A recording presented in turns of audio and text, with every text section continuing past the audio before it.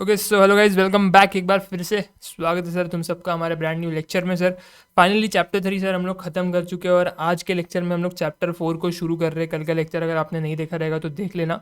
उसके अंदर पूरा चैप्टर 3 का अपन ने जो है रिवीजन किया हुआ है, क्वेश्चन बैंक डिस्कस की हुई है जो कि बहुत ज़्यादा इंपॉर्टेंट है अपने लिए। क्वेश्चन बैंक के अंदर अपन ने सारे 10 क्वेश्चन थे, केस सिनेरियोज थे, वो अपन ने डिस्कस किए हैं। और उसके बाद अपना जो रिवीजन है, पूरा रिवीजन अपन ने किया हुआ है हैंड रिटन नोट से, तो वो आपने जो है देख लेना है। और अभी अपना जो कार्यक्रम है वो उसको अपन आगे बढ़ाते हैं। 3 चैप्टर अपन ने ख़त्म कर लिए, जैसे कि मैंने आपको पहले भी एक लेक्चर में बीच में कहीं पे बताया था, कल के लेक्चर में भी मैंने बताया था आपको कि अगर कोई भी बच्चा जो है रेगुलरली सारे लेक्चर्स देख रहा है तो मेरे को कमेंट करके बता दे, तो मैं टेस्ट वगैरह भी जो है उसके हिसाब से ऑर्गेनाइज करवा दूंगा, अरेंज करवा दूंगा, मतलब खुद ही करूँगा, करवा कर दूंगा। मतलब उसके लिए वो वाली फैसिलिटी भी अवेलेबल हो जाएगी कि टेस्ट सीरीज़ भी उसको फ्री में अवेलेबल होकर मिल जाएगी स्ट्रैटेजिक मैनेजमेंट की, है ना। तो मेरे को बस उसके लिए आपको कमेंट करके बताना पड़ेगा कि यार मैं जो है रेगुलरली देख रहा हूँ, और उसके बाद मैं जो है टेलीग्राम पे वो टेस्ट पेपर वगैरह जो भी रहेगा उसका अपन जो है कंडक्ट करवा लेंगे सर। आज के इस लेक्चर के अंदर सर अपन जो है कहानी को आगे बढ़ाते हैं, अपनी चैप्टर 4 को जो है स्टार्ट करते हैं। चैप्टर 4 का है आज के लेक्चर में अपन एक इंट्रोडक्शन लेंगे, समझेंगे चैप्टर 4 के अंदर अपने को क्या करना है, और उसके बाद लेक्चर बाय लेक्चर अपन जो इसके अंदर जो है अच्छे से जो है चीज़ों को समझते जाएंगे सर। अपन चैप्टर 4 के अंदर जो है अभी तक जितने भी चैप्टर अपन ने देखे, अगर मैं उसका आपको क्विक रिकैप दूँ तो सबसे पहले चैप्टर के अंदर अपन ने स्ट्रैटेजिक मैनेजमेंट इस सब्जेक्ट का इंट्रोडक्शन लिया। दूसरे वाले चैप्टर से अपन ने जो स्ट्रैटेजिक एनालिसिस करने शुरू की, पहले एक्सटर्नल एनवायरनमेंट के एनालिसिस किए, फिर इंटरनल एनवायरनमेंट के एनालिसिस किए। अब अपने पास जो है अपना जो चैप्टर आ रहा है उस चैप्टर का नाम है स्ट्रैटेजिक चॉइसेस। अब अपन जो है यहाँ पे कुछ स्ट्रैटेजिक चॉइसेस लेंगे। हमारे पास कुछ चॉइस है, हमारे पास काफ़ी सारी अलग अलग तरीके की स्ट्रैटेजीज है, हमको चुनना है। उन स्ट्रैटेजीज को देखते हुए पहले हम उस सारी स्ट्रैटेजीज को समझेंगे, और उसके बाद हमने को एक सिलेक्ट करनी है स्ट्रैटेजी जो कि अपने को सूटेबल लग रही है अपने बिजनेस के हिसाब से। तो वही आपका स्ट्रैटेजिक चॉइस का मतलब है कि आपको काफ़ी सारी स्ट्रैटेजीज हम आपके सामने रखेंगे, उसमें से जो भी स्ट्रैटेजी आपको लगती है कि आपके फर्म के लिए, आपके ऑर्गेनाइजेशन के लिए जो है काम करेगी, है ना, वो स्ट्रैटेजी को आपने जो है सिलेक्ट करके जो है इंप्लीमेंट करना शुरू कर देना है सर। तो काफ़ी मल्टीपल स्ट्रैटेजीज अपने को जो है इस चैप्टर के अंदर पढ़ना है। तो इस चैप्टर के अंदर अपना ऑब्जेक्टिव यही है कि जितनी भी स्ट्रैटेजीज है, अलग अलग स्ट्रैटेजीज जो अपनी बनती है, वो सारी स्ट्रैटेजीज को अपने को समझना है ना। एग्जाम में आपको केस सिनेरियोज दिए जाएंगे, बोला जाएगा बताओ इस पर्टिकुलर केस सिनेरियो में कौन सी स्ट्रैटेजी अपनाई गई है ना, कौन सी स्ट्रैटेजी अपनानी चाहिए, है ना। ऐसे क्वेश्चन जो आपको एग्जाम में देने वाले हैं, तो उसके लिए स्ट्रैटेजीज को आपको पता होना जो है बहुत ज़्यादा ज़रूरी है। फिर केस पढ़ के आप जो है समझ सकते हो कि कौन सी स्ट्रैटेजी कहाँ पे जो है अप्लाई हो सकती है, और कहाँ पे कुछ ने कौन सी स्ट्रैटेजी अप्लाई की हुई है सर। तो ऐसे आपको आइडेंटिफाई करने वाली केस स्टडीज आएगी। तो उसके लिए अपने को जो है धीरे धीरे करके बारी बारी करके सारी जो जितनी भी स्ट्रैटेजीज है वो इस चैप्टर के अंदर पढ़नी है। इसलिए चैप्टर का नाम स्ट्रैटेजिक चॉइस है कि आपको स्ट्रैटेजी को चॉइस करना है कि आपके पास काफ़ी सारी स्ट्रैटेजीज है, उसमें से कोई भी एक हरी स्ट्रैटेजी आपको जो पसंद आ रही है, आपको लग रहा है कि यार हाँ मेरे लिए काफ़ी ज़्यादा अच्छी हो सकती है, काम कर सकती है, उसको आपको चॉइस करना है। तो इंट्रोडक्शन लेते हैं सर, अपने नोट्स आप लोग खोल सकते हो, नोट्स के अंदर अपन आ जाते हैं, इंट्रोडक्शन लेते हैं सर।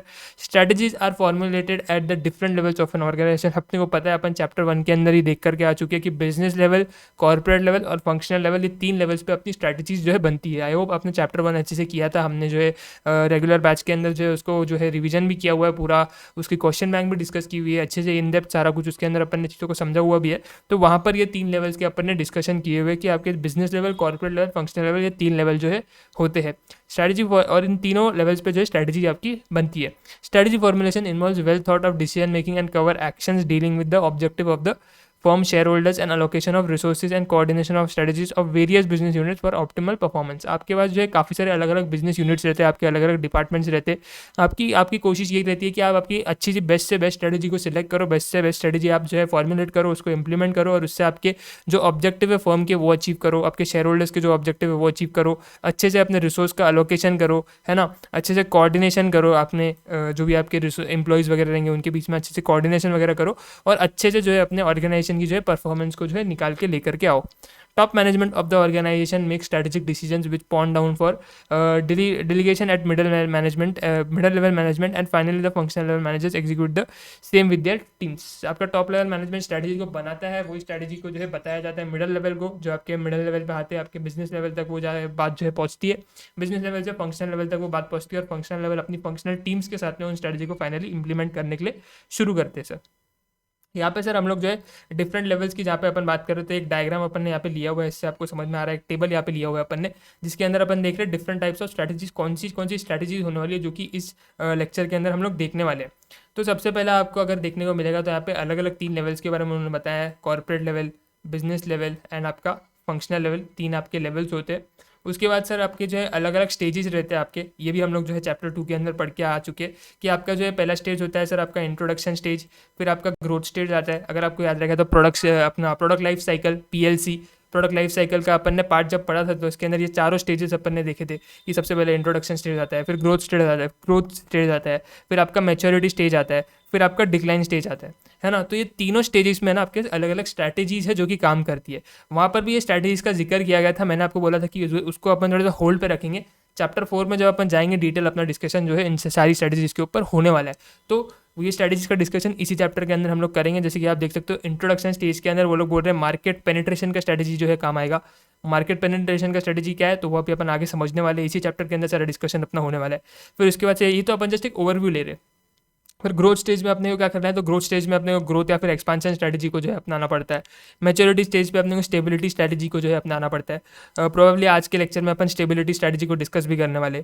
डिक्लाइन स्टेज के अंदर आप लोग क्या करोगे सर, रिट्रेंचमेंट या फिर टर्न अराउंड स्ट्रैटेजी को जो है अपनाओगे। रिट्रेंचमेंट के ऊपर मैंने आपको जो है पिछले किसी लेक्चर में भी मैंने मेरे ख्याल से इसके बारे में बताया हुआ कि रिट्रेंचमेंट बेसिकली जब आपका बिजनेस जो है सही तरीके से परफॉर्म नहीं कर पा रहा होता है, लॉस मेकिंग होता है या फिर कोई भी दिक्कत है उसके अंदर आ रही होती है और आप सही तरीके से बिजनेस नहीं कर पा रहे हो, जैसा आप सोच रहे हो वैसा आपका बिजनेस नहीं हो पा रहा है, तो आपको थोड़ा सा रुक करके वापस रीथिंक करना पड़ता है कि क्या आप उस बिजनेस के अंदर कंटिन्यू करना चाहते हो या फिर आपको जो है टर्न अराउंड करना है, या फिर टर्न अराउंड करना है मतलब कि आपको किसी दूसरे बिजनेस के अंदर जाना है, ये बिजनेस को आपको जो है अभी मतलब बंद करना है, क्या करना है, वो सारी चीज़ आपको सोचनी पड़ती है। Basically you have to think about its retrenchment कि आपको वापस पीछे तो नहीं जाना चाहिए, यानी कि वापस उस बिजनेस को बंद करके कोई और दूसरे बिजनेस पे तो आपने को नहीं जाना चाहिए।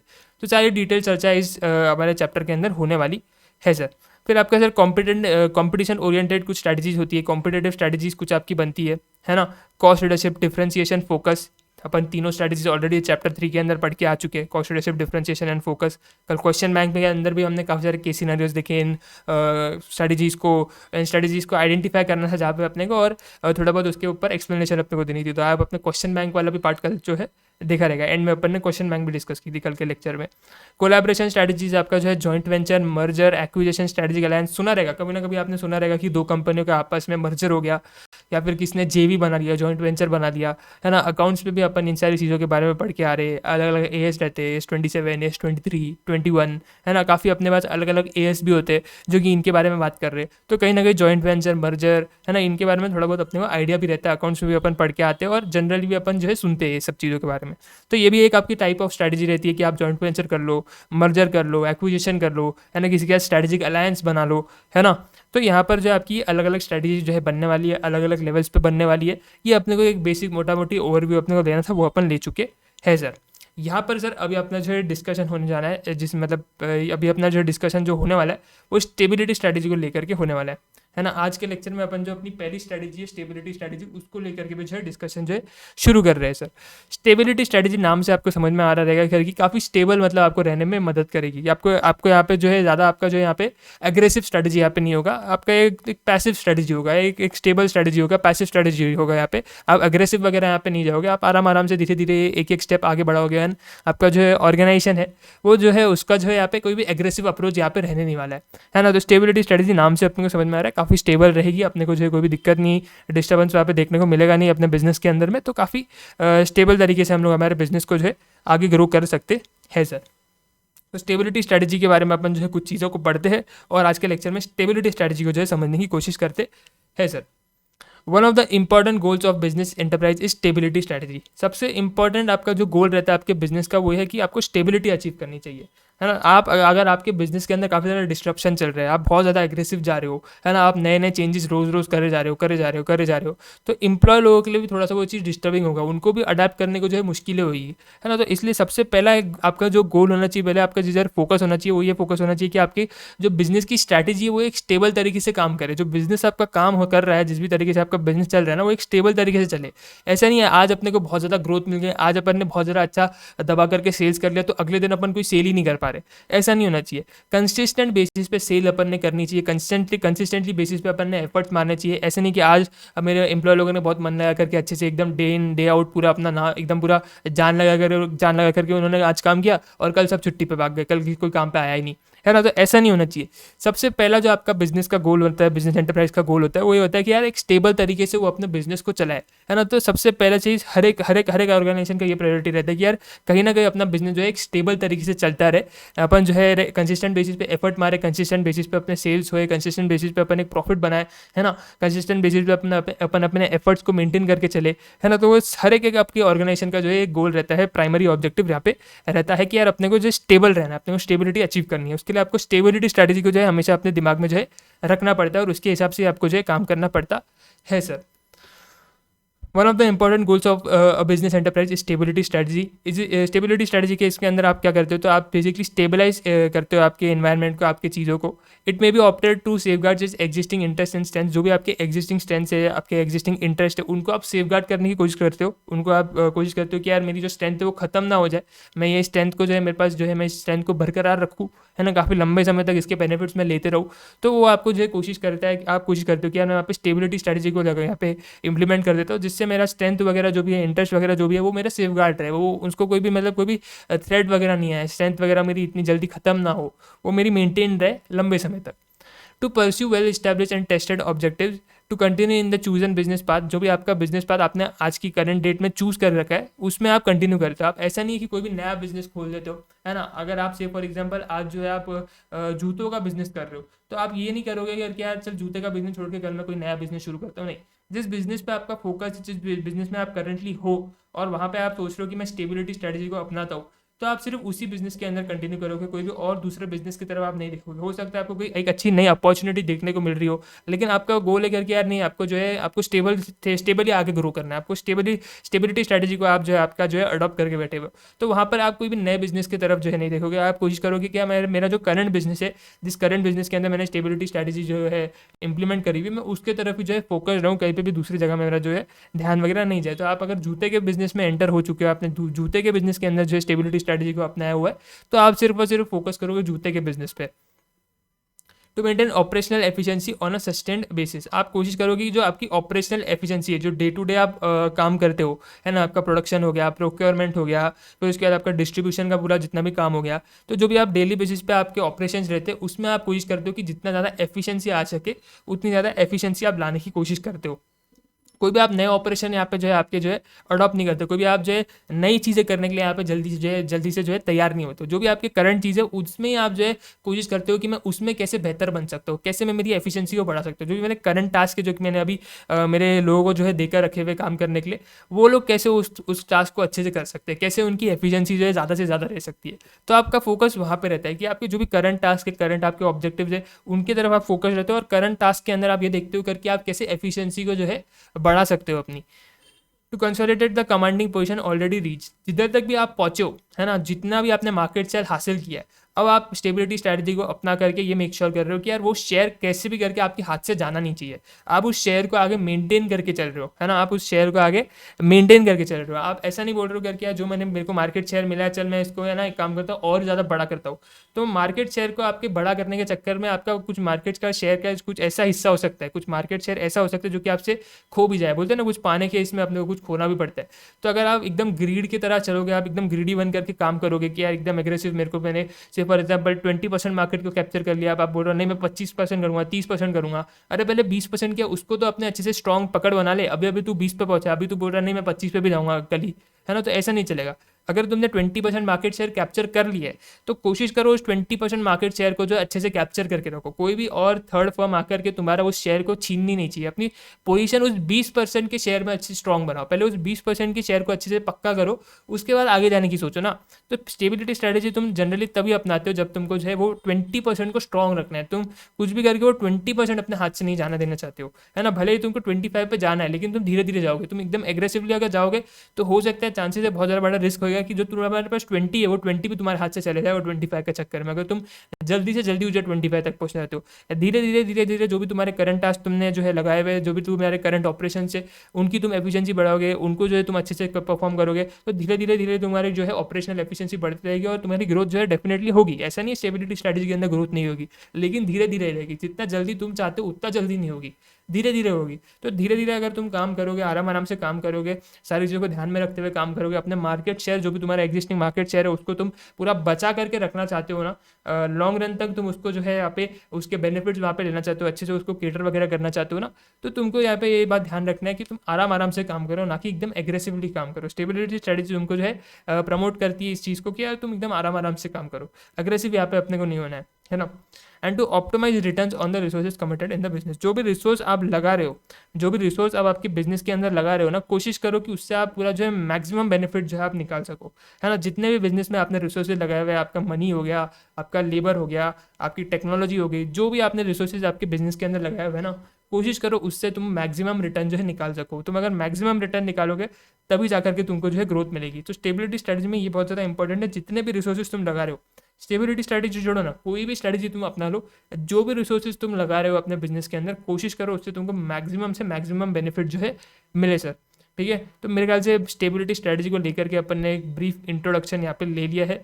अभी अपन ये समझते कि स्टेबिलिटी स्ट्रेटजी कौन से कंपनी ने परस्यू करनी चाहिए, स्टेबिलिटी स्ट्रेटजी किस कंपनी के लिए एक आइडियल स्ट्रेटजी रहेगी, कि कौन सी कंपनी जो है स्टेबिलिटी स्ट्रेटजी को जो है अपनाना चाहिए। काफ़ी सारी स्ट्रेटजी है अपन ने ऊपर, जैसे कि तुम टेबल देख रहे हो, टेबल के अंदर अपन देख सकते हैं कि स्टेबिलिटी स्ट्रेटजी है, उसके बाद आपका यहाँ पे ग्रोथ स्ट्रेटजी है, स्टेबिलिटी है, ग्रोथ है, टर्न अराउंड है। तो कौन सी कंपनी ने कौन सी स्ट्रेटजी को जो है अपनाना है, कब अपनाना है, ये अपन समझ रहे हैं। तो ये बेसिकली अपन यहाँ पे ये देख रहे हैं कि स्टेबिलिटी स्ट्रेटजी को जो है अपन कब जो है सिलेक्ट करेंगे, कब अपन जो है उसको इंप्लीमेंट करेंगे, कौन सी कंपनी उसको जो है सिलेक्ट करेगी और कौन सी कंपनी उसको इंप्लीमेंट करेगी, ये अपन समझ रहे हैं कि स्टेबिलिटी स्ट्रेटजी कब अपने को अपनानी चाहिए। It contains to serve in the same or similar markets, उस कंपनी ने जो है इस स्ट्रैटेजी को जो है अपनाना चाहिए जो कि सेम या फिर सिमिलर मार्केट के अंदर ऑपरेट करने वाली है। से फॉर एग्जांपल मैं जो हूँ जूते का बिजनेस कर रहा हूँ, मैं नाइकी हूँ, मैं शूज़ का बिजनेस कर रहा हूँ। मेरा यहाँ पे इच्छा है कि मैं शूज़ के अलावा और कोई भी बिजनेस करना बिल्कुल भी नहीं चाहता हूँ, है ना। नाइकी सिर्फ और सिर्फ शूज़ का बिजनेस करना चाहता है, नाइकी और कोई भी बिजनेस करने में इंटरेस्टेड नहीं है। तो अगर आप जो है सेम बिजनेस में रहने वाले हो ना, सेम मार्केट में रहने वाले हो ना, तो आप स्टेबिलिटी स्ट्रैटेजी की तरफ जा सकते हो, है ना। आपका क्योंकि ऑब्जेक्टिव बड़ा सिंपल सा है कि जो भी मेरी करंट स्ट्रैटेजी है, जो भी मेरे करंट स्ट्रैटेजी बोल रहा हूँ, जो भी मेरा करंट बिजनेस है, मैं उस करंट बिजनेस के साथ ही स्टिक रहूँगा। जिस भी करंट मार्केट के अंदर मैं ऑपरेट कर रहा हूँ ना, मैं उसी मार्केट के अंदर ही जो है बिजनेस करने वाला हूँ, उस मार्केट से बाहर में जाने नहीं वाला हूँ। मेरे को एक्सपांशन बिल्कुल भी करना नहीं है ना। तो अगर आपका ये ऑब्जेक्टिव है कि आप एक्सपांशन बिल्कुल नहीं करने वाले हो, आपका जो भी एग्जिस्टिंग बिजनेस है, जो भी एग्जिस्टिंग मार्केट में आप हो, उसी एग्जिस्टिंग मार्केट में आप रहना चाहते हो, तो आपको स्टेबिलिटी स्ट्रैटेजी जो है अपनानी चाहिए। या फिर आप सिमिलर मार्केट्स में जाने वाले हो। से फॉर एग्जांपल यहाँ पर आप जो है शूज़ बना रहे हो, ठीक है, शूज़ के साथ साथ आप बोल रहे हो करके आप जो है उसके सिमिलर मार्केट अगर आप देखो तो आप जो है सैंडल्स भी बनाना चाहते हो, है ना। तो शूज़ एंड सैंडल्स फुटवेयर का इंडस्ट्री पड़ रहा है कहीं ना कहीं। तुम फुटवेयर के इंडस्ट्री के बाहर नहीं जा रहे हो। पहले नाइकी सिर्फ शूज़ बना रहा था, अब नाइकी बोल रहा है मैं चप्पल भी बनाऊंगा, है ना। नाइकी की अगर तुम देखो तो चप्पल भी आती है, तो नाइकी बोल रहा है मैं अभी चप्पल भी बनाऊंगा। इंडस्ट्री तो सिमिलर है ना, मार्केट तो सिमिलर है ना, फुटवेयर का ही मार्केट है ना। फुटवेयर के मार्केट से बाहर तो नहीं जा रहे हो। नाइकी ये तो नहीं बोल रहा मैं मोबाइल भी बनाना शुरू करूंगा, है ना, मैं इलेक्ट्रॉनिक डिवाइसेज बनाऊंगा। नाइकी ये तो नहीं बोल रहा ना। नाइकी बोल रहा है मैं सिमिलर मार्केट के अंदर रहूँगा, कि यार मैंने पहले जूते बनाता था, अब मैं चप्पल भी बनाऊंगा।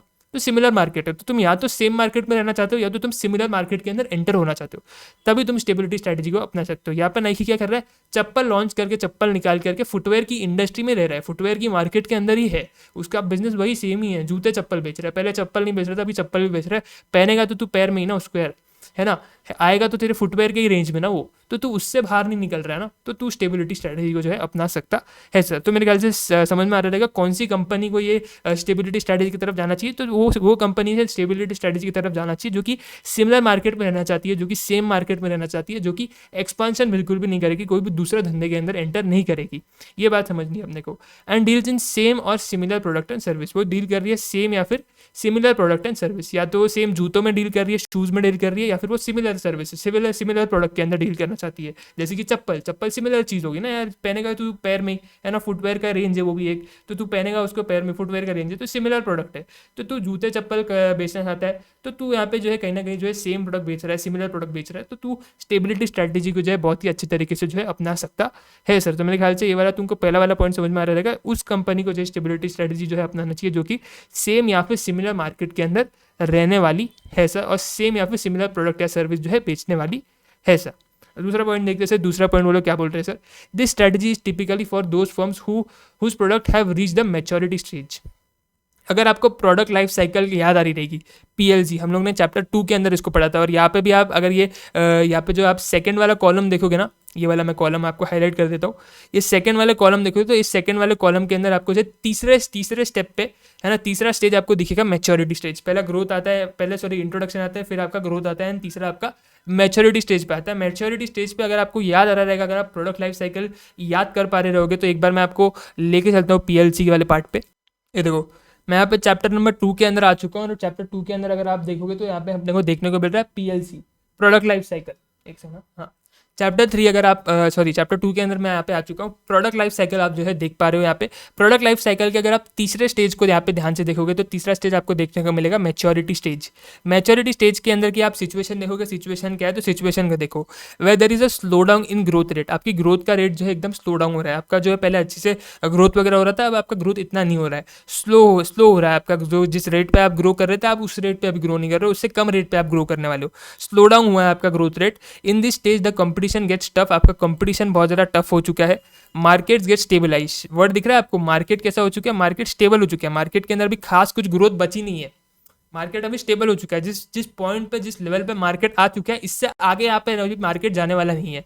अब मार्केट या तो यहीं रहेगा, या तो मार्केट इससे नीचे जाएगा, इससे आगे नहीं जाएगा, ये बात पता है अपने को।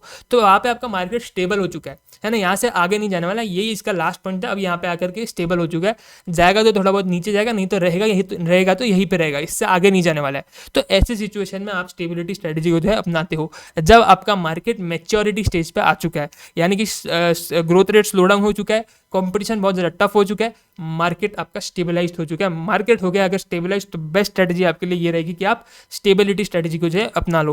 प्रॉफिट कम्स डाउन, आपका प्रॉफिट भी जो है यहाँ पे धीमे धीमे जो है कम होना शुरू हो जाता है। कंपटीशन में अपन ने पहले ऑलरेडी ऊपर देख लिया, टफ हो चुका है। यहाँ पे ऑर्गेनाइजेशन सिर्फ और सिर्फ इसलिए काम करती है, जो भी उसका एग्जिस्टिंग लेवल है, जो भी जिधर भी वो पहुंच चुकी है, जो भी उसका एग्जिस्टिंग मार्केट शेयर है, उसको बस उसको मेंटेन करके चलना है, उसको जमा करके अपने पास रखना है। वो अपने हाथ से उसको जाने नहीं देना चाहिए, बिकॉज उसको पता है कि कंपटीशन ऐसा हो चुका है कि मैं अब मेरा मार्केट शेयर बढ़ा तो नहीं सकती, लेकिन मैं मेरे मार्केट शेयर को बचा जरूर सकती हूँ। तो यहाँ पर सिर्फ और सिर्फ वो उसको यहाँ पे ये काम करना है कि स्टेबिलिटी स्ट्रेटेजी को अपना करके अपने मार्केट शेयर को बचा के रखना है। उसको जिस भी लेवल पे उसने अपना मार्केट शेयर उसने ला के खड़ा किया है, वहाँ से उसको नीचे गिरने नहीं देना है, वहीं पे उसको जो है वहाँ पे उसको टिका करके रखना है, बिकॉज वहाँ से आगे का कोई रास्ता नहीं है, वहाँ से आगे आप जा नहीं सकते हो। कॉम्पिटिशन बहुत ज़्यादा तगड़ा हो रखा है ना। आपका कोई भी आपका जो है यहाँ पे जो है एक सिंगल परसेंट में जो है आप आपका बढ़ा नहीं सकते हो। वहाँ पे आपको जो भी आपका एग्जिस्टिंग लेवल ऑफ आपकी एफिशिएंसी है, सारा जो भी आपका मैन्युफैक्चरिंग का काम वगैरह चल रहा है, वो आपको स्टेबिलिटी के साथ काम करना है, मेंटेन करके चलना है, ताकि आपका जो एग्जिस्टिंग मार्केट शेयर है वो कहीं भी आपके हाथ से जाए ना। तो मेरे ख्याल से मैच्योरिटी स्टेज आपको अच्छे से समझ आ चुका रहेगा। वापस आते हैं नीचे अपन चैप्टर 4 के अंदर में। ओके, मैं वापस नीचे आ गया हूँ सर चैप्टर 4 के अंदर में। पढ़ते सर अपना दूसरा पॉइंट एक बार फिर से। अपन ने आधे में मैच्योरिटी स्टेज के ऊपर डिस्कशन ले लिया था अपना। The strategy is typical for those firms whose product have reached maturity stage. जिनका प्रोडक्ट लाइफ साइकिल के अंदर प्रोडक्ट मैच्योरिटी स्टेज पे पहुंच चुका है, उनके लिए ये स्ट्रैटेजी जो है टिपिकली रहेगी। Those who have a sufficient market share, जिनके पास अच्छा खासा decent amount of market share आ चुका है। मैं कॉन्स्टेंटली मार्केट शेयर के बारे में बात ऑलरेडी कर ही रहा हूँ कब से, but need to retain that. अब आपके पास मार्केट शेयर तो आ चुका है, यहाँ से ज़्यादा मार्केट शेयर आपके पास नहीं आ सकता। आपको पता है कंपटीशन एकदम तगड़ा है, यहाँ से मैं ज़्यादा मेरे को मार्केट शेयर कुछ मिलेगा नहीं, लेकिन जितना मेरा अभी मार्केट शेयर मैं हासिल कर चुका हूँ, इसको मेरे को रिटेन करके रखना है, इसको मेरे हाथ से जाने नहीं देना है। इसके लिए आप स्टेबिलिटी स्ट्रैटेजी को जो है अपनाते हो सर। तो वैसी कंपनियों को जो है स्टेबिलिटी स्ट्रैटेजी अपनानी चाहिए जिसका प्रोडक्ट मैच्योरिटी स्टेज पे आ चुका है sir. For deeper understanding for the strategies let us dive into their characteristics. समझते हैं सर, अगर अपने को और ज़्यादा डिटेल में स्ट्रैटेजी अपना स्टेबिलिटी स्ट्रैटेजी को अपने को समझना है, तो उसके कैरेक्टरिस्टिक्स को जो है अपन यहाँ पे जो है समझते हैं कि क्या कैरेक्टरिस्टिक्स आपकी स्टेबिलिटी स्ट्रैटेजी के रहेंगे। यानी कि जब अपन स्टेबिलिटी स्ट्रैटेजी को जो है अपनाएंगे, तो क्या क्या उसके कैरेक्टरिस्टिक्स रहेंगे, क्या क्या उसकी खूबियाँ रहेगी, अपने को क्या क्या चीज़ें जो है स्टेबिलिटी स्ट्रैटेजी के अंदर देखने को मिलेगी, कैसे स्टेबिलिटी स्ट्रैटेजी अपने लिए काम करेगी, है ना। वो चीज़ें अपने को जो है समझनी है यहाँ पे। सबसे पहला point, a firm opting for stability strategy stage with the same business. अपन ये चीज़ तो ऊपर भी देख के आ चुके हैं कि अगर आप स्टेबिलिटी स्ट्रैटेजी को अपना रहे हो तो आपका बिजनेस सेम रहता है ना। अगर आप जूते के बिजनेस में हो तो आप सिर्फ और सिर्फ जूतों का बिजनेस करोगे। हो सकता है आप सिमिलर बिजनेस में एंटर हो जाओ, चप्पल के बिजनेस में एंटर हो जाओ, कहीं ना कहीं फुटवेयर का ही मार्केट है ना। मार्केट छोड़ के आप बाहर नहीं जा रहे हो, उसी मार्केट में हो। जूते कर रहे थे, अभी साथ में चप्पल भी कर रहे हो, जो कि एक सिमिलर प्रोडक्ट है, पैर में ही पहनोगे, फुटवेयर के रेंज में ही आता है ना। तो आप जूतों के बिजनेस के अंदर हो, यानी कि आप सेम बिजनेस या फिर सिमिलर बिजनेस के अंदर हो, सेम प्रोडक्ट है ना, सेम प्रोडक्ट या फिर सिमिलर प्रोडक्ट के साथ में हो, सेम मार्केट का आपका जो है पोजीशन है, सेम फंक्शन जो आपके पहले चलते थे, अभी जूते को मैन्युफैक्चरिंग करने के लिए जो फंक्शंस थे वही आपके चप्पल को मैन्युफैक्चरिंग करने के लिए भी फंक्शंस रहेंगे, एक हाथ दो फंक्शंस बल्कि और कम रहेंगे, है ना। एफर्ट थोड़ा सा और कम लगेगा चप्पल को मैन्युफैक्चर करने में, थोड़ा सा ईजी रहेगा आपके लिए मैन्युफैक्चरिंग का काम, लेकिन फंक्शंस कहीं ना कहीं सेम रहेंगे। तो वहाँ पे आपका फंक्शन सेम है, बिजनेस सेम है, प्रोडक्ट या फिर मार्केट आपका सेम है ना। तो ऐसी सिचुएशन में आप स्टेबिलिटी स्ट्रेटजी को जो है अपना सकते हो सर। यहाँ पे आपका जो है सेम लेवल ऑफ एफर्ट जो है मेंटेन करोगे जैसे आपका प्रेजेंट में है। जो भी एफर्ट आप प्रेजेंट में मार रहे हो ना, उसी एफर्ट को आप जो है आगे कंटिन्यू करोगे, ना उससे ज़्यादा अपने एफर्ट को बढ़ाओगे ना उससे कम करोगे, सेम आप जो है वहाँ पर जो है आपके सेम लेवल ऑफ एफर्ट को जो है मेंटेन करके चलने वाले हो सर। तो ये पहला पॉइंट आपका पहला कैरेक्टरिस्टिक रहेगा कि आप same business same product same आपके मार्केट के अंदर आप रहने वाले हो sir.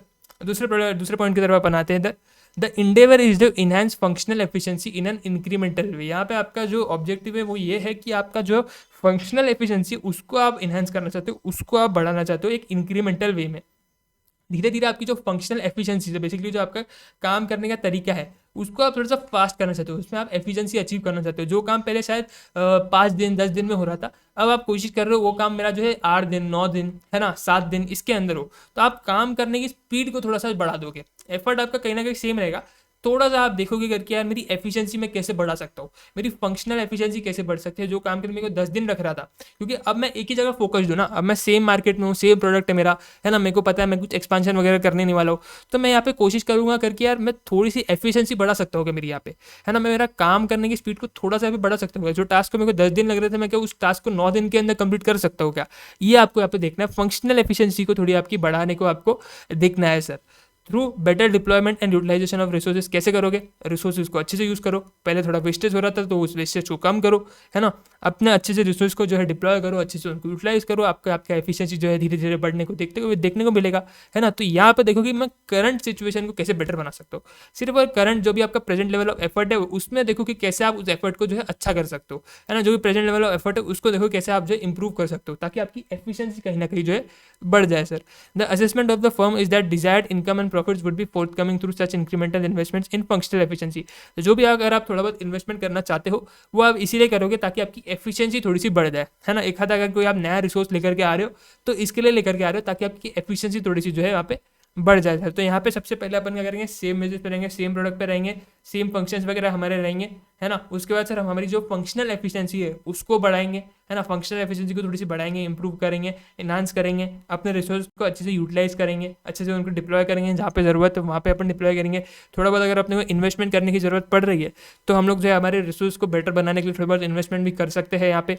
Stability strategy does not involve redefinition of business. याद रखना आपका रीडेफिनेशन ऑफ बिजनेस जो है यहाँ पे इन्वॉल्व नहीं रहता है, यानी कि आपका ऐसा नहीं है आप आपका जो बिजनेस है उसको आप पूरी तरीके से जो है यहाँ पे बोलते हैं ना अपन काया पलट, रिनोवेशन। रीडेफिनेशन बेसिकली आप आपके बिजनेस को छेड़ोगे नहीं।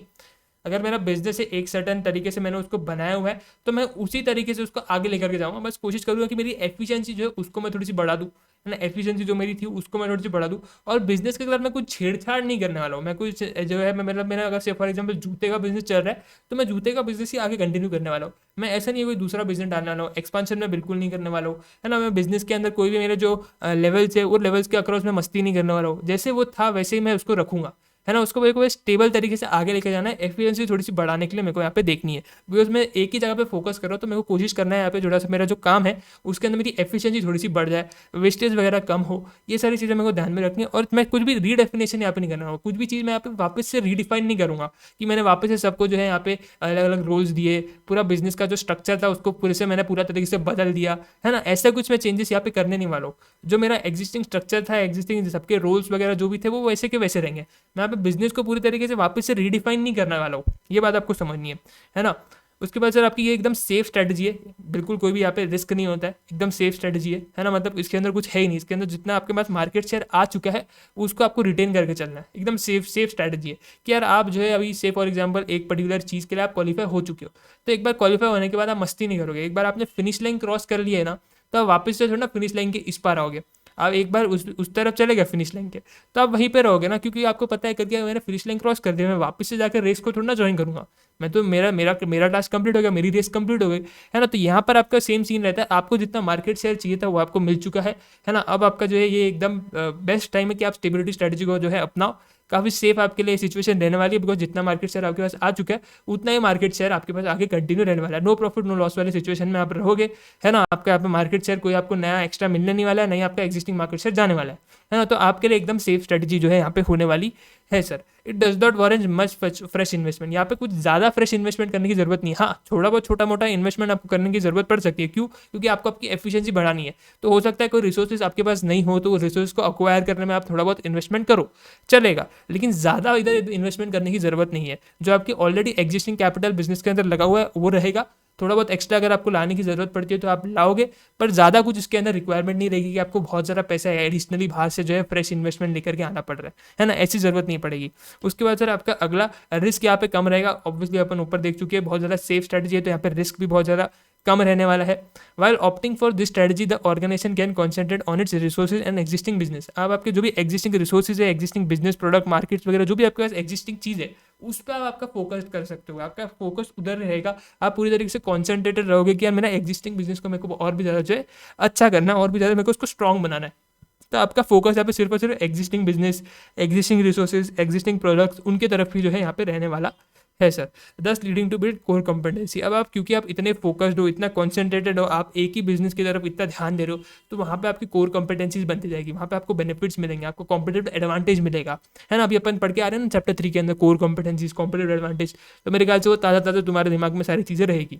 तो तुम्हारा कोर कॉम्पिटेंसी बिल्ड करने के अंदर ये तुमको मदद करेगा। क्यों? क्योंकि तुम लोग एग्जिस्टिंग बिजनेस पे फोकस कर रहे हो, एक जगह तुम्हारा पूरा एक्सपर्टीज डेवलप हो रहा है ना, तुम एक ही बिजनेस में ध्यान दे रहे हो, उससे वही सारे फंक्शंस तुम डे टू डे बेसिस पे कैरी ऑन कर रहे हो। तो एक कहीं ना कहीं एक तरीके से तुम्हारे बिजनेस में जो भी तुम्हारे लोग काम कर रहे होंगे ना, उनके एक्सपर्टीज डेवलप हो जाएगी, तो उनके एक्सपर्टीज से तुमको जो है कॉम्पिटेटिव एडवांटेज मिलेगा, वो एक कोर कॉम्पिटेंसी तुम्हारे लिए बन जाएगी। Last, the firms with the modest growth objective choose this strategy. जहाँ पे आपका ग्रोथ का ऑब्जेक्टिव जो है यहाँ पे मॉडेस्ट है।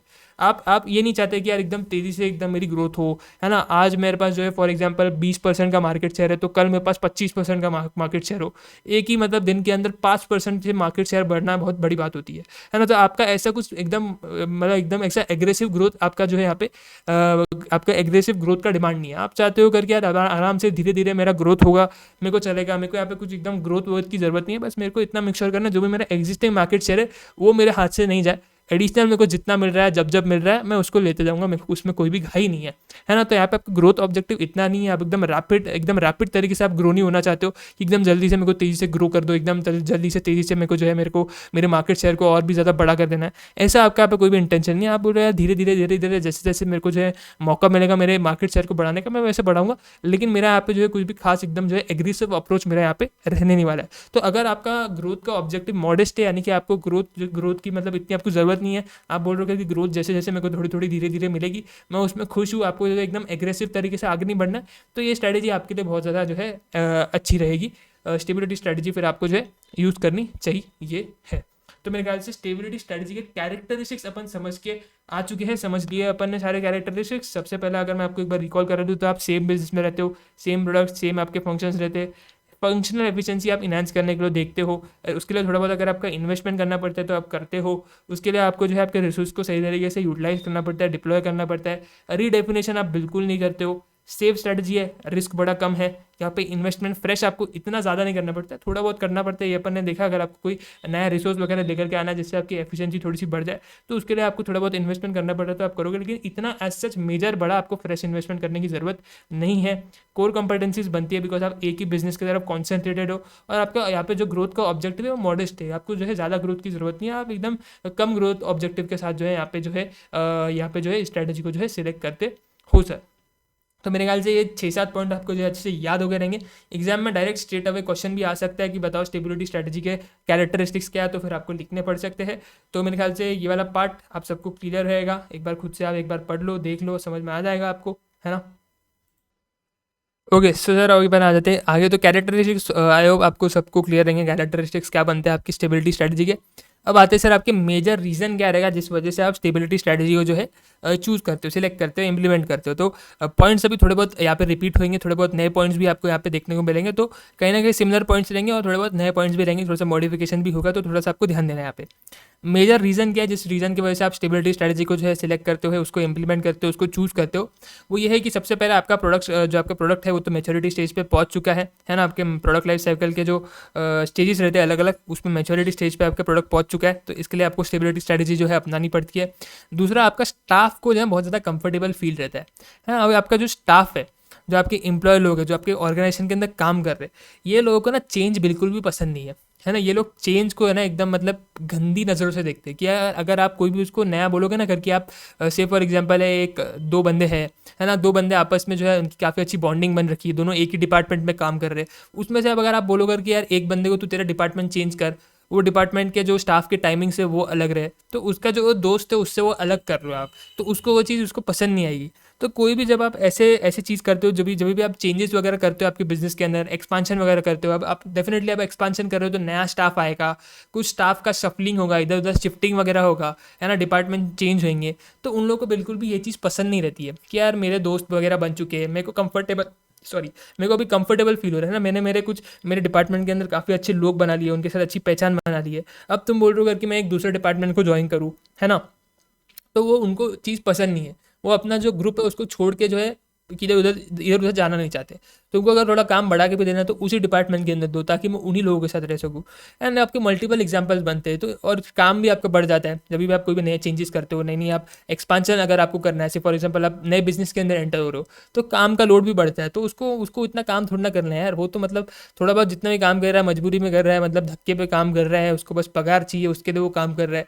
तो ये लोग जो स्टाफ लोग रहते हैं ना, ये लोग बहुत ज़्यादा मतलब चेंज को जो है गंदी नज़रों से देखते हैं, इनको चेंज बिल्कुल भी पसंद नहीं है ना। आप कोई भी नया चेंज करो, आप एक्सपांशन करो, उनके डिपार्टमेंट की शिफ्टिंग वगैरह करो, चेंजेस करो उनके डिपार्टमेंट्स के अंदर, लोगों की अदला बदली करो, इधर उधर लोगों को जो है अलग अलग डिपार्टमेंट में शिफ्ट करो, उनके जॉब के टाइमिंग्स चेंज करो, तो ये सारी चीज़ों में उनको जो है बहुत ज़्यादा दिक्कत रहती है। तो अगर आप स्टेबिलिटी स्ट्रैटेजी को अपनाते हो, तो हमने तो देखा आप रीडेफिनेशन करते ही नहीं हो स्टेबिलिटी स्ट्रैटेजी के अंदर, यानी कि ये सारे जो भी चेंजेस मैं आपको भी बता रहा था, वो चेंजेस मतलब क्या कर रहे हो, आप बिजनेस को रीडिफाइन कर रहे हो ना अपने, तो वो चीज़ तो आप करते ही नहीं हो स्टेबिलिटी स्ट्रैटेजी में।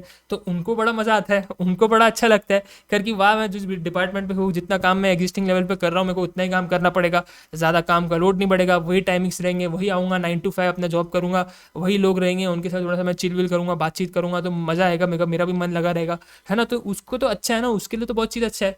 तो अगर आप आपके स्टाफ को कंफर्टेबल फील करवाना चाहते हो, अब अपना स्टेबिलिटी स्ट्रेटजी की तरफ जाओ ना। अगर तुम ग्रोथ की तरफ जाओगे तो ग्रोथ में क्या होगा, उनके डिपार्टमेंट चेंज होंगे, काम का लोड बढ़ेगा, ज़्यादा टाइम काम करना पड़ेगा, है ना, और अपन उनको निचोड़ेंगे ज़्यादा, उनकी सैलरी वगैरह भी नहीं बढ़ाएंगे, तो काम ज़्यादा देंगे उनको, सैलरी कम देंगे तो वो चिढ़ेंगे, है ना। तो उनके लिए बेस्ट चीज़ क्या है कि स्टेबिलिटी स्ट्रेटजी अपनाओ, स्टेबल रहो, कुछ डिडेफिनेशन वगैरह नहीं होगा, ना लोड बढ़ेगा, ना चेंजेस वगैरह होंगे, कुछ भी नई चीज़ें अपन करेंगे नहीं, वही जो अपना रोज का किसी घिसा पिटा काम रहेगा 9 to 5 का, वही अपन करेंगे, उसमें वो सुखी है, उसको कोई टेंशन नहीं है।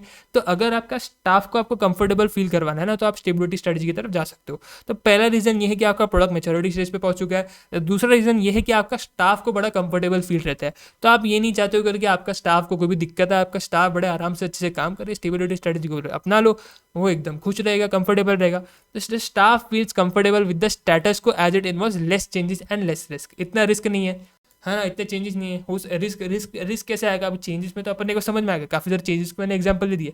रिस्क जैसे कि अगर आप ऑटोमेशन लेकर के आ रहे हो आपके बिजनेस के अंदर, तो बहुत सारी जॉब्स ऐसी है जो कि आपको हटानी पड़ेगी, निकालनी पड़ेगी, क्यों, क्योंकि आप ऑटोमेशन लेकर के आ रहे हो आप, तो ऑटोमेशन से उनकी जॉब्स को खतरा रहता है, तो ये उनके लिए रिस्क हो गया ना। अगर यार अगर ये लोग चेंज वेंज करेंगे, ऑटोमेशन वगैरह लेकर के आएंगे धंधे के अंदर, हमारी जॉब के ऊपर खतरा है, हमको रिस्क है कि हमारी जॉब चले जाएगी, है ना, तो वो रिस्क भी उनको नहीं रहेगा, तो काफ़ी अच्छा महसूस करेंगे, कंफर्टेबल महसूस करेंगे। तो इसलिए आप स्टेबिलिटी स्ट्रैटेजी को जो है अपनाते हो, ये भी एक रीज़न है। तीसरा रीज़न क्या है सर, तो तीसरा रीज़न ये है, it is opted when the environment in which an organisation is operating is relatively stable. जब आपका इन्वायरमेंट स्टेबल है ना, इन्वायरमेंट के अंदर कुछ इतने चेंजेस हो नहीं रहे, वैसे का वैसा इन्वायरमेंट है जैसे बिजनेस शुरू किया था, आज भी अपने को जो है इतने सारे साल हो चुके हैं बिजनेस को करते हुए, बिजनेस के अंदर कोई भी अपने चेंजेस आए नहीं है, इन्वायरमेंट के अंदर कोई भी अपने चेंजेस आए नहीं है। तो उसमें अपन क्या कर सकते हैं, अपने को जो है स्टेबिलिटी स्ट्रैटेजी को जो है अपनाना चाहिए। जब आपका इन्वायरमेंट काफ़ी स्टेबल चल रहा है तो क्यों आप छेड़ोगे, क्यों आप मस्ती करोगे। तो आप भी बोलो घर के यार ठीक है भाई, अपन भी स्टेबिलिटी स्ट्रैटेजी को अपना करके अपने इन्वायरमेंट को स्टेबल ही रखते हैं, है ना। तो पहला मैच्योरिटी स्टेज पे पहुंच चुके हैं, दूसरा स्टाफ को बड़ा कंफर्टेबल फील होता है, तीसरा इन्वायरमेंट आपका काफ़ी ज़्यादा स्टेबल है, चौथा where it is not advisable to expand, है ना। क्यों आपको एडवाइजेबल नहीं है, बिकॉज आप अगर एक्सपांशन करोगे तो आपके लिए एज ए थ्रेट की तरह काम करेगा।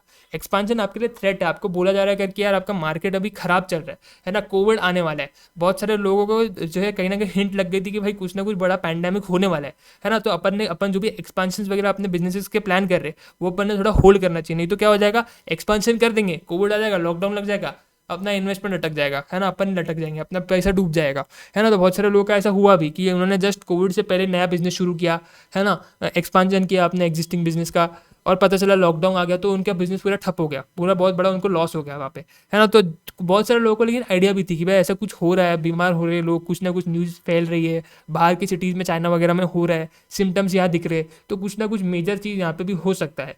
लेकिन जिसने इतना ध्यान नहीं दिया रहेगा तो उसको वहाँ पे जो है एक थ्रेट उसके सर पे आ गया रहेगा। लेकिन जिसने ध्यान दिया है तो उसको वहाँ पे एक इंडिकेशन मिल रहा है कि भाई थ्रेट आएगा, अगर एक्सपेंशन करोगे थ्रेट आएगा तो एक्सपेंशन मत करो, है ना। तो अपने को किसी बंदे से एडवाइस मिली है, कोई भी अपना फाइनेंशियल एडवाइजर वगैरह होगा, कोई अपने जैसा होगा, सीए वीए जिसने किया रहेगा सारा कुछ, उसने मार्केट वगैरह ध्यान से वो एनालाइज वगैरह कर रहा है, तो उसने अपने क्लाइंट को बोला रहेगा, सारे क्लाइंट को बोला रहेगा कि भाई जो भी तुम एक्सपेंशन वगैरह कर रहे हो प्लीज़ बिल्कुल मत करो, आने वाले टाइम में पैंडेमिक आने वाला है, बहुत ज़्यादा बिजनेस के अंदर नुकसान होने वाले, तो तुम यहाँ पे एक्सपेंशन करोगे तो तुम्हारे लिए बहुत बड़ा थ्रेट आ जाएगा अपने सर पे, है ना। अगर तुम थ्रेट को नहीं लेना चाहते हो यहाँ पे, तो मैं तुमको रिकमेंड करूँगा जो भी तुम्हारा एग्जिस्टिंग बिजनेस है वहीं पे ध्यान दो, कोई भी फ्रेश इन्वेस्टमेंट वगैरह मत करो, स्टेबल रहो, है ना, स्टेबिलिटी स्ट्रेटेजी की तरफ अप्रोच करो अपना, है ना, स्टेबिलिटी स्ट्रेटेजी को अपनाओ, है ना। तो ये एक रीजन रह सकता है कि अगर आप ये करोगे एक्सपेंशन करोगे तो थ्रेट आ सकता है, जैसे कि मैंने अब आपको एग्जाम्पल दिया।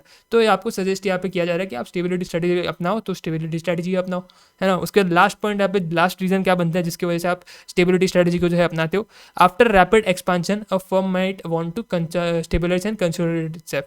अभी अभी आप जो है एक्सपेंशन करके आ रहे हो, है ना, अभी अभी आपने जो है अपना एक्सपेंशन किया था, पहले आप जूते के बिजनेस पे थे, से फॉर एग्जांपल नाइकी था, नाइकी ने क्या किया, जूते के बिजनेस के साथ साथ क्लोथिंग का बिजनेस भी शुरू कर दिया, टी शर्ट्स वगैरह लॉन्च कर दी, ट्रैक पैंट्स वगैरह लॉन्च कर लिए, है ना, अलग अलग स्पोर्ट्स इक्विपमेंट्स बनाने शुरू कर दिए। तो उसने मार्केट को थोड़ा सा अपना जो है वहाँ पे चेंज किया, है ना, थोड़ा सा एक्सपांशन किया मैं अभी जूते के बिजनेस के साथ साथ जो है बाकी के बिजनेस भी करूंगा, क्लोथिंग इंडस्ट्री के अंदर भी जाऊंगा, क्लोथ्स वगैरह उसने अपने लॉन्च किए, है ना। तो वहाँ पे नाइकी क्या कर रहा है, एक्सपांशन कर रहा है। तो ऑलरेडी उसने एक्सपांशन कर लिया है, अब और कितना एक्सपांशन करेगा।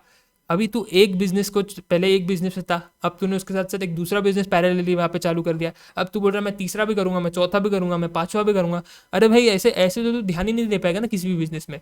पहले एक बिजनेस था, अब तूने दूसरे बिजनेस पे एक्सपांड किया है अपने बिजनेस को, तो अभी वो दूसरे बिजनेस पे भी थोड़ा ध्यान देना। अभी तीसरे बिजनेस की तरफ अचानक से एकदम से क्यों जा रहा है, थोड़ा टाइम तो ले ले। वो जो तूने नया बिजनेस अभी शुरू किया है, अपना एक्सपांशन जो तूने लिया है, पहले तेरा जूते का बिजनेस था, अब तू क्लोथिंग के बिजनेस में भी आ चुका है, तो क्लोथिंग के बिजनेस को थोड़ा बड़ा तो हो जाने दे, थोड़ा अच्छा, तो वहाँ पे तू अपना प्रॉफिट वगैरह कमाना शुरू करना, थोड़ा अच्छे से वहाँ पे क्लोथिंग के बिजनेस के अंदर भी तो अपना शेयर वगैरह कैप्चर कर, उसके बाद तू तीसरे बिजनेस की तरफ जाना। तू अभी एक नया बिजनेस शुरू कर रहा है, नया तू क्लोथिंग के बिजनेस में गया है और तू बोल रहा है मैं क्योंकि मैं स्मार्ट वॉच के बिजनेस के अंदर भी घुसूंगा, मैं इलेक्ट्रॉनिक के बिजनेस के अंदर भी घुसूंगा। ऐसे थोड़ा ना चलता है यार, ऑलरेडी तू अभी एक्सपांशन करके आ रहा है, अब तू बोल रहा है मैं फिर से एक्सपांशन करूंगा। पहले जो तूने एक्सपेंशन किया है उसको अच्छे से कंसोलिडेट तो कर, है ना, उधर भी तो अच्छा ब्रांड बना। जूतों में माना तू ब्रांड बना चुका है अपना, लेकिन क्लोथिंग में तो तेरा अभी तक ब्रांड नहीं बना है, तो क्लोथिंग के इंडस्ट्री में अपना ब्रांड बना, अच्छे प्रोडक्ट बना, अपने अच्छे कस्टमर्स बना, उसके बाद तू तीसरी इंडस्ट्री में जाना, है ना। तो थोड़ा टाइम ले ले, अभी तूने जो नया एक्सपेंशन किया है उधर तू अपना अच्छा रिकॉग्निशन बना, अच्छा ब्रांड बना, अच्छा नाम बना, है ना, और उसके बाद तू तीसरे किसी बिजनेस की तरफ जाना। अभी एकदम से क्यों जा रहा है, तो थोड़ा सा टाइम ले लेना, तो कंसोलिडेट करना उसको, अपने जो तू नए बिजनेस को जो तूने शुरू किया उसको अपने एग्जिस्टिंग बिजनेस के साथ मर्ज करना, उसको कंसोलिडेट कर, है ना। नाइकी ब्रांड बन चुका है बड़ा जूते के बिजनेस पे, तो उसको क्लोथिंग के बिजनेस भी बनाना। इलेक्ट्रॉनिक के बिजनेस पे क्यों घुसने की देख रहा है, अभी तो तू क्लोथिंग के बिजनेस के अंदर घुसे, वहाँ तो अच्छा बड़ा नाम बना ले अपना, उसके बाद इलेक्ट्रॉनिक का सोचेंगे आगे जा करके, है ना। तो अपने आप को कंसोलिडेट कर ले, है ना, थोड़ा सा अपने आप को कंसोलिडेट कर ले। ज़्यादा तेजी से रैपिड एक्सपेंशन करने की कोशिश करेगा तो वो ग्रीड के वो ज़्यादा मार्केट शेयर कैप्चर करने के चक्कर में, ज़्यादा प्रॉफिट कमाने के चक्कर में, है ना, ज़्यादा बड़ा ऑर्गेनाइजेशन बनाने के चक्कर में, उस ग्रीड में तू बहुत सारी चीज़ें खो भी देगा, है ना, बहुत सारे रिस्क आ जाएंगे तेरे ऊपर, बहुत सारे थ्रेट्स आ जाएंगे तेरे ऊपर। तो इसके लिए थोड़ा सा जो है अपना स्मार्ट वर्क कर, थोड़ा सा टाइम ले, है ना, थोड़ा सा स्टेबल हो। अभी अभी नया तूने बिजनेस खोला है, उसको थोड़ा सा स्टेबल कर। नए बिजनेस जो अब तेरा एग्जिस्टिंग बिजनेस है, जहाँ पे तूने एकदम अच्छा बिजनेस तगड़ा एकदम अच्छा उधर तूने नाम बनाया, वो नए बिजनेस में भी वैसा नाम बना, और उसके बाद तेरे को और कोई एक्सपेंशन करना रहा तो तू कर, है ना। एकदम तेजी से रैपिड एक्सपेंशन करेगा तो बहुत सारी चीज़ें खो भी देगा, है ना। तो जल्दी का काम मत कर, जल्दी का काम शैतान का काम रहता है। तो इधर इन्होंने वर्ड क्या लिया, रैपिड एक्सपेंशन। तुम ऑलरेडी रैपिड एक्सपेंशन मत करो, ऑलरेडी तुम एक एक्सपेंशन करके आ रहे हो, तो उसको थोड़ा सा कंसोलिडेट तो करो, उसको अपने नए बिजनेस के साथ कंसोलिडेट तो करो, एक साथ तो लेकर के आओ दोनों बिजनेसेस को, है ना। दोनों तुमने एक जगह एक बिजनेस के अंदर काफी अच्छा नाम बना लिया, तो दूसरे बिजनेस के अंदर भी तो नाम बना, उसके बाद तीसरे बिजनेस की तरफ जाना। तो पहले ही दूसरे बिजनेस के अंदर नाम नहीं बना रहा है, उधर तूने अभी जस्ट रिसेंटली एंट्री लिया, अब तो बोल रहा है तीसरे में भी एंट्री लूंगा, तो बात सही नहीं है। तो यहाँ पर कुछ 4-5 यहाँ पे रीजन बनते हैं, इन रीजन की वजह से आप स्टेबिलिटी स्ट्रैटेजी की तरफ जाते हो। पहला, आपका प्रोडक्ट जो आपका है मैच्योरिटी स्टेज पे पहुंच चुका है। दूसरा, आपके स्टाफ को बड़ा कंफर्टेबल फील होता है। तीसरा, आपका इन्वायरमेंट काफ़ी ज़्यादा स्टेबल है। चौथा, आपको कोई एडवाइस कर रहा है कि भाई तू एक्सपांशन मत कर, क्योंकि एक्सपांशन करेगा तो वो तेरे लिए एज ए थ्रेट की तरह इंपोज होगा। जैसे कि कोविड का अपन ने एग्जाम्पल दिया कि भाई कोविड आने वाला है, बहुत सारे लोगों को पहले से पता लग गया था, बिकॉज बाहर की देशों में जो है ये सारी अफवाहें फैल रही थी कि भाई ऐसा कोई इन्फेक्शन है जो कि लोगों को हो रहा है, लॉकडाउन वगैरह हो रहे हैं, चाइना वगैरह में देखने को मिल रहा था, और बोला जा रहा था कि इंडिया वगैरह में भी ऐसे सिम्टम्स देखने को मिल रहे हैं, तो इंडिया में भी आ सकता है, बड़े लॉकडाउन वगैरह मेजर लग सकते हैं। तो एक थ्रेट क्लियर दिख रहा है, तो अपन क्यों एक्सपांशन करेंगे, है ना। तो वहाँ पे कहीं भी अपने को कोई भी एडवाइस करेगा कि भाई एक्सपांशन अभी क्यों कर रहा है ये टाइम पे, जिसको पता हो, उसके बारे में नॉलेज हो, जिसको नहीं होगा वो तो करेगा, तो उसकी लग भी जाएगी उस चक्कर में, है ना। तो वैसे सिचुएशन में अपन ने स्टेबिलिटी स्ट्रेटजी की तरफ जाना चाहिए, अपने एग्जिस्टिंग बिजनेस में ही फोकस करना चाहिए। और आप ऑलरेडी एक्सपांशन करते हुए आ रहे हो, है ना, आप ऑलरेडी एक्सपांशन करते हो, तो कितना एक्सपांशन करोगे, पहले जितना आपने करंट एक्सपांशन किया हुआ है, जो आप नए बिजनेस के करंट एंट्री ले चुके हो, वहाँ पे तो अपना अच्छा नाम बनाओ, कंसोलिडेट करो ना उसको अपने एग्जिस्टिंग बिजनेस के साथ में, नए बिजनेस को। उसके बाद आप अगले बिजनेस की तरफ जाना, उसके बाद एक्सपांशन करना ना। तो जब तक आप उस कंसोलिडेट कर रहे हो, ड्यूरिंग दैट कंसोलिडेशन के प्रोसेस में, अपन AS21 कंसोलिडेशन भी पढ़ के आ रहे, तो वो ड्यूरिंग द कंसोलिडेशन के प्रोसेस में जो तुमको टाइम लग रहा है, एक अच्छा खासा टाइम तुमको लगेगा उस चीज़ के अंदर, तो उधर तुम थोड़ा स्टेबिलिटी स्ट्रैटेजी को क्यों नहीं लगा रहे हो, तो वहाँ पे तुम स्टेबिलिटी स्ट्रैटेजी को लगाओ ना, वो कंसोलिडेशन के पीरियड में स्टेबिलिटी स्ट्रैटेजी को लगाओ, है ना। तो ये सारे आपके मेजर रीजन बनते हैं जिसकी वजह से आप स्टेबिलिटी स्ट्रैटेजी की तरफ जाते हो सर। आज के लेक्चर में अपन यहीं पे रुकेंगे, काफ़ी सारी स्ट्रेटजीज है, अपने को काफ़ी डिटेल में सारी चीज़ों को डिस्कशन करना है, लेकिन आज के लेक्चर में अपन ने स्टेबिलिटी स्ट्रैटेजी को समझा। उसके पहले थोड़ा सा इस चैप्टर के बारे में अपन ने इंट्रोडक्शन लिया, ज़्यादा कुछ इस चैप्टर के बारे में है नहीं, बिकॉज मल्टीपल स्ट्रैटेजीज है और अपने को मल्टीपल स्ट्रैटेजीज को समझना है, किस सिनेरियोज आएंगे और उन केस सिनेरियोज के अंदर इन स्ट्रैटेजी को अपने को आइडेंटिफाई करना है, बस सिंपल काम होगा, है ना। तो उसके लिए मेरे को स्ट्रैटेजीज के साथ ही शुरू करना पड़ेगा, है ना। तो उसके बिना मतलब इसके अंदर कुछ है ही नहीं, कुछ और इसके अलावा है ही नहीं, ये स्ट्रैटेजीज है इसके अंदर। तो पहली स्ट्रैटेजी आई होप आपको समझ में आई रहेगी, स्टेबिलिटी स्ट्रैटेजी। वही अपना जो प्रोसीजर रहता है कि मैं हैंड रिटन नोट्स टेलीग्राम पे अपलोड कर रहा हूँ, तुमको डेली बेसिस पे वो नोट्स को, अपना जो हैंड रिटन नोट्स को बना लेना है, ताकि जो है तुम्हारा जो है जो भी तुम, है ना, कंसिस्टेंसी से काम कर सको। और मैं मिलता हूँ तुमसे अगले लेक्चर में। कल अपन जो है एक्सपांशन स्ट्रैटेजी की तरफ जाएंगे। ऐसे ही अपन धीरे धीरे एक एक लेक्चर में नई नई स्ट्रैटेजीज लेंगे। एक्सपांशन स्ट्रैटेजी काफ़ी लंबा चलेगा, बिकॉज एक्सपांशन के अंदर काफ़ी सारे मल्टीपल स्ट्रैटेजीज अपने को देखने मिलेंगे। एक्सपांशन के अंदर पूरा लाइक ऐसे एक ट्री की तरह वो काम करेगा, ट्री डायग्राम होता है ना, तो ऐसे ट्री डायग्राम के अंदर जो है वो काम करने वाला है। एक्सपांशन के अंदर मल्टीपल स्ट्रैटेजीज अपन जो है डिस्कस करेंगे। आप मल्टीपल स्ट्रैटेजीज जो है अपना करके एक्सपांशन कर सकते हो, तो वहाँ पे अपना जो है काफ़ी लेक्चर्स उधर ही जाएंगे, हमारे एक्सपांशन स्ट्रैटेजी पे जाएंगे। स्टेबिलिटी स्ट्रैटेजी तो बहुत ज़्यादा छोटी स्ट्रैटेजी थी, एज सच कुछ इसके अंदर खास था नहीं। तो आज के लेक्चर में अपन यहीं पे रुकते हैं। कोई भी दिक्कत है कमेंट सेक्शन में तुम लिख सकते हो, और नोट्स टेलीग्राम पे अपलोड हो जाएंगे। जितना भी मैं जिस लेक्चर में तुमको पढ़ा रहा हूँ, उतना तुमको उस नोट्स से देख करके अपने हैंड रिटन नोट्स निकाल लेने। पूरा चैप्टर तुमको एक साथ नहीं लिखना है, डेली बेसिस पे जितना अपन लेक्चर में पढ़ रहे हैं, सिर्फ उतना ही तुमको जो है अपने हैंड रिटन नोट्स के अंदर डेली बेसिस पे जो है नोट करते हुए जाना है। ये तुम्हारा होमवर्क है। और मिलता है तुमसे अगले लेक्चर में, एक्सपांशन स्ट्रैटेजी के बारे में डिस्कशन करेंगे। एंड तब तक के लिए नोट्स वगैरह बनाओ, अपने दोस्तों को बताना, आपने लाइक करना इस अपने लेक्चर को, और शेयर करना इस लेक्चर को अपने दोस्तों के साथ में। बताना कि भाई फ्री स्ट्रैटेजिक मैनेजमेंट का बैच है, और टेस्ट वगैरह के बारे में मैंने तुमको बता दिया कैसे अपन कंडक्ट करेंगे। कमेंट तुमको करना पड़ेगा उसके लिए। मिलता हूँ अगले लेक्चर में, टेक केयर।